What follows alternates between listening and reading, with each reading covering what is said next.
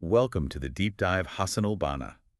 You brought us a really interesting question about Shakespeare's The Merchant of Venice. Yeah. Can we really call Shylock good Right. just because of all the suffering he goes through?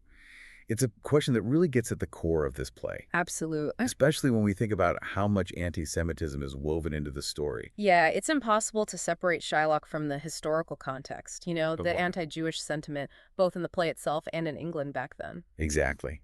To really unpack all of this, Yeah. you gave us some super insightful academic articles that analyze the play through that historical lens. Yeah, I think those would be really helpful. I love it. I love a deep dive. Me too. And these articles are fascinating. One really gets into how anti-Semitism functioned in Elizabethan society, Mm. which I have to admit I didn't know much about before reading this. It's a crucial piece of the puzzle. Yeah. You have to imagine yourself as someone in the audience during Shakespeare's time. Okay. Jews had been expelled from England for centuries. Wow. We're talking way back in 1290. So most people would have had absolutely no personal interaction with Jewish people at all. So basically they'd be relying on stereotypes and hearsay. Exactly. It's like judging a whole culture based on like a single, Right. often negative portrayal. Precisely. And unfortunately, the most common stereotype was that of the Jewish moneylender, Cool. someone who profits from other people's bad luck. Right. This image was fueled by centuries of religious prejudice Of course. and misunderstanding, and it's the image that Shakespeare uses with Shylock. That makes sense. It's interesting, though, because one of the articles mentions that even though Jews were officially gone from England, Right. there was still this underlying current of suspicion and fear directed towards them. Absolutely. It's almost like a ghost that hadn't been fully exorcised or something. A perfect analogy, and a really chilling example of this is the case of Rodrigo Lopez, Okay. Queen Elizabeth I's physician. Right. He was a converso, Converse. meaning he was Jewish but had converted to Christianity. Interesting. But despite his position in conversion, he was accused of trying to poison the queen. Oh, wow. And ultimately, he was hanged for treason in 1594. Wow. So just a few years before The Merchant of Venice was even written. Exactly. Talk about timing. Yeah. The audience would have had this very real and very recent event in their minds when they saw Shylock on stage. For sure. The Lopez case just whipped up this frenzy of anti-Semitic feelings Wow. and really solidified that whole image of the Jew as untrustworthy and dangerous. Right. It's highly likely that Shakespeare's audience would have viewed Shylock through that lens, even subconsciously. It makes you wonder, knowing all of this, was Shakespeare consciously exploiting those existing prejudices? Yeah. Or was he trying to do something more complex with Shylock? That's the million-dollar question, isn't it? And to get closer to an answer, we have to look at Shakespeare's sources for the play. He didn't totally invent this pound-of-flesh plot, did he? No. The research you shared points to a few earlier stories with similar themes, Right. like that Italian tale Il Pecorone. Exactly. Where the moneylender demanding that gruesome payment is also Jewish. Right.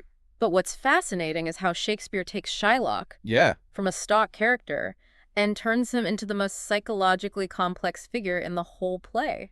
Here's where it gets really interesting for me. Yeah.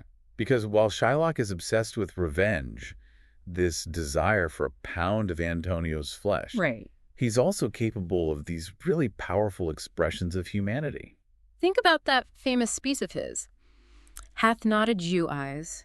Hath not a Jew hands, organs, dimensions, senses, affections, passions? Mhm. If you prick us, do we not bleed? Yeah. He's pleading to be recognized, to Yeah. have his shared humanity recognized with the Christians who've been tormenting him. And it's heartbreaking because we know he's been ostracized, Totally. mocked, called a dog. Yeah. His own daughter, Jessica, even abandons him, steals from him, and runs off with a Christian. It's rough. You can't help but feel some empathy for the guy. Exactly. Shakespeare deliberately gives Shylock these moments of vulnerability. Yeah. It forces the audience to confront his pain. Right. It's almost like he's saying, look, this is what prejudice creates. Mhm. This is what it does. It breeds resentment, anger, and ultimately a desire for revenge. So how do we reconcile these two sides of Shylock? Right. The vengeful moneylender and the wounded human being? Does Shakespeare want us to condemn him? Or is he asking us to look deeper? I think he's doing both. Hosnell Shakespeare masterfully portrays Shylock as a man driven to extremes by the hatred he's experienced. He's a product of his environment, a walking embodiment of the destructive consequences of bigotry. But Shakespeare also doesn't let the Christian characters off the hook, does he? Not at all. They're not exactly shining examples of morality. Nope.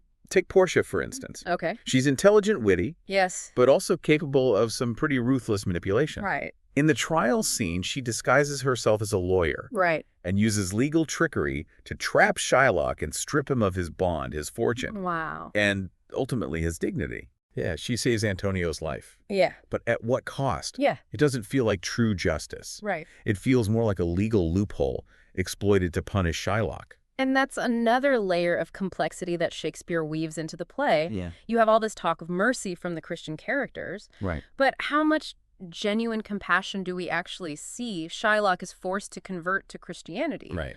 which on the surface might seem merciful. Yeah. But it feels more like a punishment. exactly. Like forced assimilation that robs him of his identity and his faith. Precisely. It's a form of spiritual violence that really underscores the play's exploration of prejudice and intolerance. It's like Shakespeare's holding up a mirror to his society. Yeah. And by extension to us as viewers or readers, Right. saying, this is what happens when we dehumanize others. Right. This is the ugliness that prejudice breeds. Absolutely. So, Hasano, circling back to your initial question. Okay. Can we call Shylock good simply because he suffers? It's tricky, right? It is. Because suffering doesn't inherently make someone morally righteous. It certainly complicates things, I think. The Merchant of Venice pushes us to consider the ways in which suffering can be both a consequence of one's actions and a product of the injustices inflicted upon them. Shylock is this fascinating mix of cruelty and vulnerability. He craves revenge, but his rage is born from years of abuse and discrimination. He's not a simple villain. He's a human being warped by the hatred directed at him. And that's the genius of Shakespeare's characterization.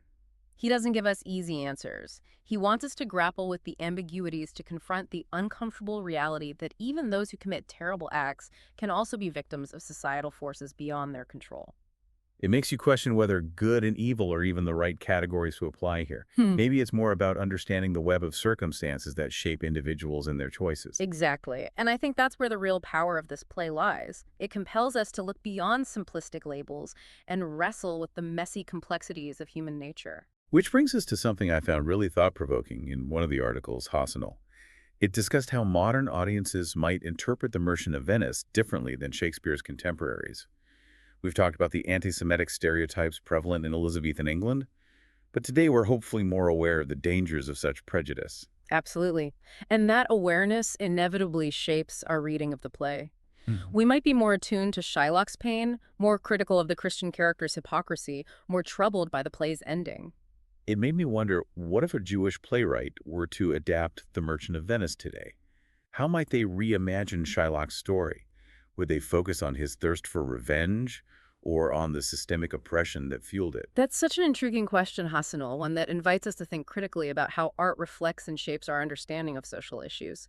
It reminds us that the conversation around this play and the issues it raises is far from over. So as you delve back into this, The Merchant of Venice, Hassanul, keep those questions in mind. Consider how your own perspective and the world we live in today influence your interpretation of Shylock and his plight. And remember, great works of literature like this are meant to challenge us, to make us think deeply and critically about ourselves and the world around us. That's what makes them so endlessly fascinating. Thanks for taking this deep dive with us, Asano. We hope it's given you some food for thought as you continue to explore The Merchant of Venice. It makes you wonder, with all this going on, was Shakespeare consciously trying to exploit those prejudices that already existed? Yeah. Or was he trying to do something more with Shylock, something more complex? Right. That's the big question, isn't it? To kind of get closer to an answer, I think we need to look at Shakespeare's sources for this play. Okay. Because he didn't completely make up this pound of flesh plot. Yeah, that's true. The research you shared points to some earlier stories Right. with kind of similar themes, like that Italian one, Il Picarone. Exactly. And in that story, the moneylender who wants that gruesome payment is also Jewish. Right. But what Shakespeare does that's so interesting is he takes Shylock and he makes him, Yeah. elevates him from just a typical stock character to the most psychologically complex figure in the entire play. This is where it gets really interesting for me because while Shylock is so obsessed with revenge, he wants that pound of Antonio's flesh. Right. He's also capable of these really powerful expressions of humanity. Oh, absolutely. Yeah. Think about that famous speech, "Hath not a Jew eyes? Hath not a Jew hands, organs, dimensions, senses, affections, passions? Yeah. If you prick us, do we not bleed? Yeah. Pleading for recognition. Yeah. He wants those Christians to recognize their shared humanity with him. And it's so heartbreaking because we know how he's been treated. Totally. Ostracized, mocked, they call him a dog. Yeah. His own daughter, Jessica, abandons him, steals from him, runs off with a Christian. It's just, It's right. you can't help but feel for the guy. Exactly. Shakespeare gives Shylock these moments where he's vulnerable on purpose. He forces the audience to see his pain. It's almost like he's saying, look, this is what happens. This is what prejudice creates. It makes people resentful, angry, and ultimately they want revenge. So then how do we reconcile those two sides of Shylock? Right. That vengeful moneylender Right. and the wounded human being. Does Shakespeare want us to condemn Shylock? Mm-hmm. Or is he asking us to look deeper? I think he's doing both. Hassanal Shakespeare is so good at portraying Shylock as a man who is driven to these extremes by all the hatred he has experienced. Right. He's a product of his environment. He's a walking example of what bigotry does. But he doesn't let the Christian characters off the hook either, does he? No, not at all. They're not exactly the best examples of morality themselves. Not really. Take Portia, for example. Okay. She's smart, she's witty, Yeah. but she's also capable of being really manipulative. Right. In that trial scene, she disguises herself as a lawyer and uses these legal tricks to trap Shylock. Oh, wow. Takes away his bond, his fortune, even his dignity. So she saves Antonio, but it comes at a cost. Yeah. It doesn't really feel like justice. Right. It feels more like they found a loophole to punish Shylock. And that's another layer of complexity that Shakespeare adds. Yeah. You have all this talk about mercy from the Christian characters, Yeah. but how much are they actually being compassionate? Shylock has to convert to Christianity, Right. which might seem merciful at first. Yeah. But But it feels more like a punishment. exactly. Like they're forcing him to assimilate. It takes Mhm. away his identity, his faith. Exactly. It's like a form of spiritual violence in a way. It really emphasizes how the play is exploring prejudice and intolerance. It's like Shakespeare is holding up this mirror to his society Yeah. and to us too as the audience, Yeah. saying, this is what happens when we dehumanize other people. Yeah. This is the ugliness that comes from prejudice. It really is. So, Hassan, will go back to your question at the beginning. Can we say Shylock is good just because he suffers? Yeah, it's tough, right? Suffering doesn't automatically make someone a good person. Right. It definitely makes things more complicated, I think. The Merchant of Venice really wants us to think about how suffering can be caused by someone's actions, but also be a result of injustices done to them. It's like Shylock is this blend of cruelty and vulnerability. He wants revenge so badly, but that rage comes from years of abuse and discrimination. It's not like he's just a villain. He's a human being who's been warped by all the hatred he's faced. And that's what makes Shakespeare's characterization so brilliant. He doesn't give us easy answers. He makes us struggle with those gray areas, Confront that uncomfortable truth that even people who do terrible things can also be victims of forces they can't control. It makes you wonder if good and evil are even the right words to use here. Maybe it's more about trying to understand all the things that shape people and the choices they make. Exactly. And I think that's where the real power of the play is. It forces us to look beyond simple labels and really wrestle with how complicated human nature is. Which reminds me of something I found really interesting in one of the articles you sent, Hassanal. Yeah. It talked about how people today might see The Merchant of Venice differently than audiences did back in Shakespeare's time. Oh, for sure. We talked about the anti-Semitic stereotypes that were so common in Elizabethan England. Right. But now, hopefully, we're more aware of how dangerous those prejudices can be. Yeah, definitely. And that awareness changes how we read the play. We might be more sensitive to Shylock's pain, more critical of how hypocritical the Christians are, even more troubled by how the play ends. That got me thinking, what if a Jewish playwright adapted The Merchant of Venice today? How would they tell Shylock's story? Would they focus on his desire for revenge? Or would they focus more on the systemic oppression that led him to that point? That's such a fascinating question, Hassanal. It really makes us think critically about how art both reflects and influences our understanding of these big social issues. And it reminds us that the conversation around this play and the issues it brings up, it's not over. So as you go back and read The Merchant of Venice again, the Hassanal, keep those questions in your mind. Think about how your own point of view and the world we live in today affect how you understand Shylock and what he went through. And remember, works of literature like this are meant to challenge us. They're supposed to make us think critically about ourselves and the world we live in. That's what keeps them so interesting. Thanks for taking this deep dive with us, Hassanal. We hope it's given you some things to ponder as you keep exploring The Merchant of Venice.